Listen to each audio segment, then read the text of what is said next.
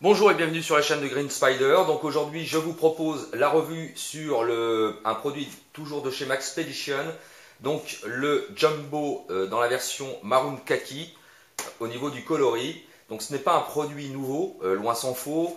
Il a déjà été présenté bien entendu ailleurs. Les revues en français sont toutefois assez rares malgré tout sur ce type de produit. J'ai longtemps hésité à vous la proposer et sur maintenant plus d'une trentaine de demandes, je vais donc vous refaire une vidéo complète sur le produit lui-même, puisque vous avez quand même été assez nombreux à me demander de vous représenter le produit. Donc c'est pour cela que je vous la propose aujourd'hui. Donc pour tous ceux qui connaissent, ce ne sera sans doute pas véritablement d'intérêt. Pour tous les autres, mais j'espère que ça vous permettra d'aller dans vos choix. Donc c'est un produit qui existe quand même depuis très très longtemps chez Maxp, c'est même l'un des produits phares. C'est un produit qui a été largement diffusé bien entendu aux États-Unis. Comme toute la gamme Maxp, ça commence à se démocratiser un petit peu en France, mais on a encore un petit peu de mal à avoir les produits de ce type, mais je pense que ça viendra de plus en plus. Alors il faut savoir que le Jumbo dans cette version est la version d'origine, à savoir telle qu'elle. C'est on va dire la première version, donc toujours en 1050 deniers, traité téflon, donc déperlant, avec bien entendu tout ce qui est fermeture YKK, donc YKK, et bien sûr au niveau de la qualité de fabrication, on est toujours sur une grande qualité de fabrication. Donc ça c'est la version Jumbo, on va dire d'origine, qui a donc bénéficié d'un certain nombre de coloris différents qui sont très très nombreux, vraiment. Donc là c'est la version marron kaki, il existe le black kaki, il existe le loaded green bien sûr, le kaki foliage, etc., etc. Ça existe même en bleu, en jaune, en orange, en rouge. Bref, de quoi vraiment contenter tous ceux qui veulent sortir un petit peu des sentiers battus et qui veulent avoir un coloris un petit peu différent. Le black kaki est vraiment très très beau. Il y a aussi le green kaki qui est vraiment superbe. Donc je vous invite à aller voir sur le site de Maxp pour voir en tout cas au niveau des références et des coloris. Voilà. En ce qui concerne donc l'évolution, il faut savoir que le Jumbo a depuis, puisque Maxp est quand même une société qui est à l'écoute de ses consommateurs, il faut savoir que la version donc Jumbo comme celle-ci a évolué depuis, et puis puisqu'on peut trouver maintenant la version EDC, la version Léo et la version Kiss. Voilà. Alors, je ne vais pas vous rentrer dans les détails. Allez sur le site Maxp pour voir les différentes composantes de ce que je viens de vous donner. Il existe également la version S-Type, puisque avant c'était strictement pensé pour les droitiers, comme on peut le voir ici. Depuis, bien sûr, Maxp a repensé sur la demande et des utilisateurs et a fait une version pour gaucher. Donc, ça reprend pratiquement les mêmes caractéristiques que le Fat Boy, à ceci près qu'on est bien sûr sur un volume plus important et que la version Fat Boy d'origine ne comporte pas la pochette ici ni le système d'emport pour la bouteille Nalgene. Là sur le dessus donc une pochette largement accessible, on pourra y placer pas mal de choses, principalement ce qui est assez pertinent c'est par exemple pour les étuis à lunettes, éventuellement téléphone portable, les clés, les choses ce dont vous avez besoin en fonction des saisons le plus rapidement.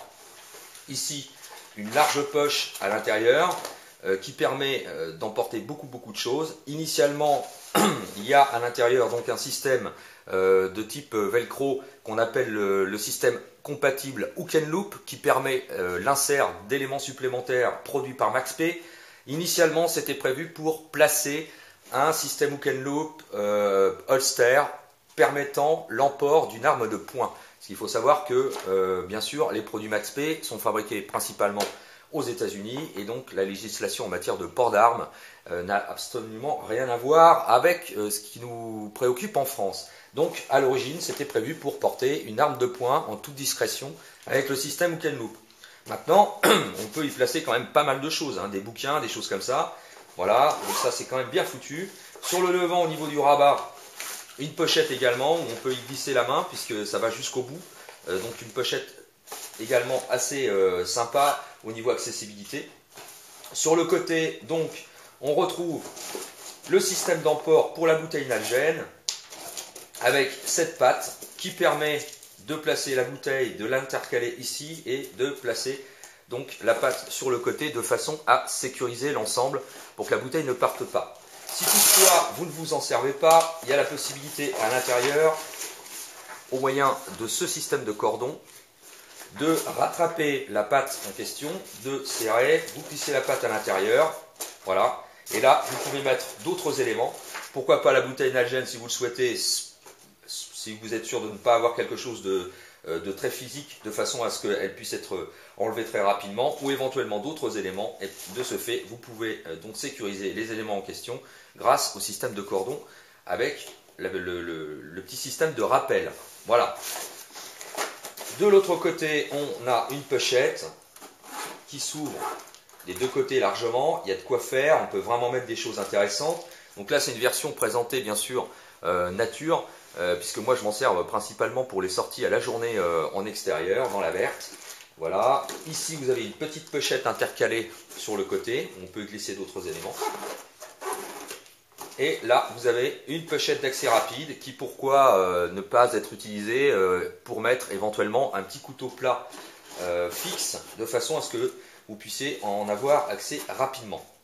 Voilà pour le tour en extérieur. Ici, vous avez sur le retour de pâte, où se présente donc la boucle au niveau du système de portage des passants môles x2, avec un grand passant en dessous et deux petits passants sur le dessus. Et de l'autre côté, par contre, vous en avez 4 qui vont vous permettre, bien sûr, l'adjonction supplémentaire de petites pochettes, comme ici le Barnacle, parfaitement sécurisé au moyen des systèmes Tacti, toujours de chez MaxP. Alors, si vous voulez ce type de configuration, je vous préconise de placer la pochette ici sur le haut en arrière, puisque comme vous le verrez au niveau du portage, on peut la placer ici. C'est plus facile d'accès, c'est plus sécurisé, mais ça gêne pour la marche. Je vous expliquerai lors de la démonstration pourquoi. Donc privilégiez, à mon sens, le portage des petites pochettes de ce côté-là. Voilà. Là donc une sangle de portage qui permet deux actions. La première, donc éventuellement de prendre le sac tel quel si vous l'avez dans la voiture ou quoi que ce soit. Moi j'ai rajouté de la paracorde, c'est plus pour le fun que pour autre chose. Donc la grande sangle de rappel avec la boucle Fastex, toujours de très grande qualité, boucle de 5 cm de large, y compris avec donc la sangle, donc ça offre un vrai grand maintien. Ici, rappel avec les systèmes chers à MaxP qu'on retrouve sur pas mal de types de sacs, donc qu'on appelle des clippers, qui permettent d'accrocher éventuellement les clés ou choses comme ça.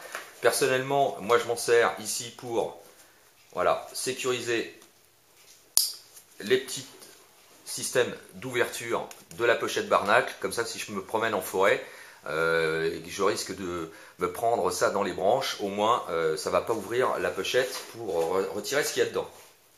Donc la sangle est très bien faite, 5 cm de large, avec un système donc pour mettre l'appui au niveau de l'épaule, donc avec des filets pour la respiration et système anti-grippe, anti-glisse qui permettent de bien maintenir la sangle sur le haut. Voilà, donc c'est largement adaptable, sans aucun problème. Ensuite, on passe à l'interne. Donc ici, une pochette qui permet de mettre pas mal de choses également, pas trop épaisses. Là, la pochette sur le front qui est pourvue d'un système de filet mèche à l'interne qui permet de glisser éventuellement des petits calepins, des choses comme ça. Et là, la pochette qui est dénuée de tout système de rangement à l'intérieur, mais qui par contre permet de vraiment mettre beaucoup de choses. Et ensuite, on a le compartiment interne qui est sécurisé avec un système de soufflet comme ici, qui va donc permettre, alors c'est pas prévu pour rehausser le système d'emport, puisque si vous rehaussez, vous ne pourrez pas mettre le système de rabat, impossible. C'est initialement prévu donc pour sécuriser les éléments à l'interne, de façon à double emploi. Le premier, éviter le risque d'humidité supplémentaire à rentrer à l'intérieur du sac, et le deuxième, c'est d'éviter que les éléments à l'intérieur ne sortent éventuellement de la pochette. Donc c'est toujours très bien fait. À l'intérieur, on va avoir du mal, on se retrouve avec une pochette filet ici qui fait la hauteur du sac. Et au niveau de l'interne, vous avez une autre pochette ici qui permet éventuellement de mettre d'autres éléments. Voilà, contenance 6 litres, c'est quand même beaucoup. Pour un type de sac comme ça, c'est quand même un très gros sac. Il n'a pas l'air comme ça sur la vidéo. On a un petit peu de mal à se rendre compte. mais c'est quand même quelque chose d'assez volumineux. Donc il y a de quoi organiser vraiment ces sorties. Donc on peut s'en servir, bien entendu, pour les sorties nature, puisque c'est ce dont je me sers moi principalement, mais on peut éventuellement s'en servir en EDC. Enfin, ça reste quand même un produit assez volumineux. Et puis, pour finir, à l'arrière, on va retrouver donc le système d'emport avec les systèmes de plaquage ici, qui permettent d'évacuer le surplus de chaleur éventuellement, puisque pourvu de système de filet mèche. Et là, on retrouve donc la sangle, 2 points, qui permet l'adjonction au niveau de la ceinture abdominale pour un parfait maintien. Vous allez voir sur la vidéo juste après comment ça se présente. Si toutefois vous n'en voulez pas, eh bien c'est pas très compliqué, hein, il suffit de resserrer et de placer ça éventuellement à l'intérieur au niveau du compartiment de la bouteille nalgène. Donc voilà, ça pose pas vraiment de problème. Donc n'oubliez pas, c'est quand même un sac assez volumineux, 6 litres. Bien sûr, Maxp est toujours à l'écoute de ses clients, comme je vous le disais. Donc on est également sur une version, ils ont l'habitude de proposer des versions supplémentaires et des versions exhaustives ou plus minimalistes. Donc le Fat Boy va être en dessous au niveau dimension, parce que le Fat Boy se retrouve à peu près au niveau de la largeur, on a à peu près ça. Et au niveau de la largeur maximum du sac, on va se retrouver à peu près comme ça. Voilà. Donc c'est pareil, le Fat Boy bénéficie de beaucoup d'évolutions, donc je ne vais pas toutes vous les détailler. Allez voir, ça reste aussi un bon produit. C'est un petit peu le même principe de modélisation que sur le Jumbo. Et si vous voulez encore plus gros, il y a le Mango, qui lui est vraiment un gros sac. On se retrouve avec un truc comme ça, donc c'est vraiment très gros. C'est un petit peu limite pour moi au niveau du portage, je l'avais déjà essayé une fois. C'est un petit peu limite quand même, c'est vraiment un gros sac. Voilà, et tout de suite je vais vous présenter donc au niveau du système. Donc au système du portage, voilà comment ça se présente. Donc la bretelle bien sûr au-dessus avec le système pour l'épaule. Donc le Jumbo, voilà comment il se porte, légèrement dans le bas quand même, hein, c'est assez bas. Voilà, je pense qu'on arrivera à peu près à s'en rendre compte. Voilà comment ça se présente. Et le système de ceinture abdominale, ici, donc qui est largement utilisable. Hein. On peut recintrer à loisir de façon à sécuriser l'ensemble. Si on a besoin de faire quelque chose de physique, ça va éviter que ça se promène, parce que si on enlève la sangle, voilà comment ça se présente.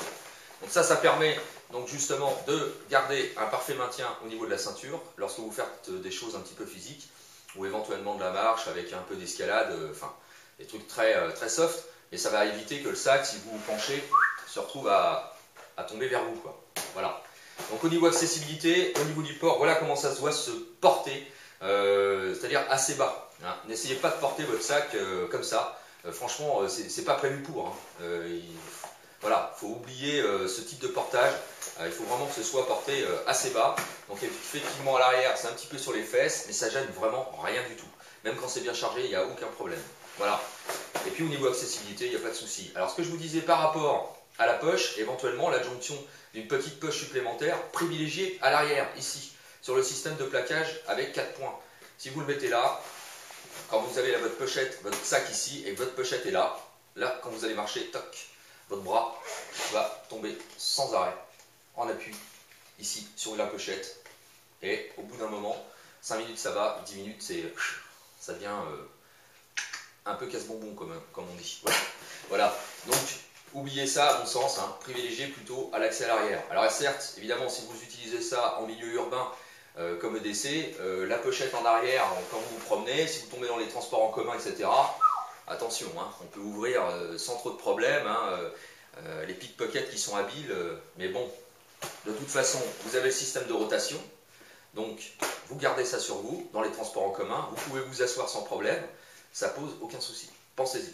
Voilà, j'espère que cette vidéo vous aura plu, que j'ai fait à peu près le tour. Si vous avez des questions supplémentaires, eh bien, comme toujours, c'est par message privé ou en commentaire en bas. Et je vous dis à très bientôt pour une prochaine vidéo. Portez-vous bien, carpe diem, salut!